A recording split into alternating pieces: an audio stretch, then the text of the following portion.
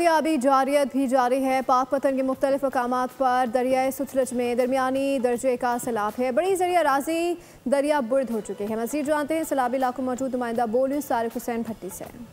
जी बिल्कुल, इस वक्त मैं पाकपतन दरिया सतलुज पर मौजूद हूँ। भारत ने एक दफा फिर आबी जहरियत दिखा दी। भारत ने दरिया सतलुज में पानी छोड़ दिया है, जिससे दरिया सतलुज जो है सैलाबी सूरत अख्तियार कर चुका है। दरिया सतलुज का पानी जो है वो उसका जमीनी कटाव जो है वो तेजी से जारी है, जिससे लोगों की सैकड़ों एकड़ ज़राई अराजी जो है वो दरिया बुर्द हो रही है। लोगों की जो खड़ी फसलें हैं, जिसमें तिल की फसल, चावल की फसल और मकई की फसल जो है वो बुरी तरह सैलाबी पानी से मुतासर हो रही है। इसके साथ साथ ज़िला इंतजामिया की बात करें तो ज़िला इंतजामिया की जानब से 11 जो है वो फ्लड रिलीफ कैंप लगा दिए गए हैं, जहाँ पर हमा वक्त जो है वो रेस्क्यू का अमला, रेवेन्यू का अमला और इसके साथ साथ जो दीगर अमले हैं वो वहाँ पर मुलाजमीन जो है वो हमा वक्त मौजूद हैं।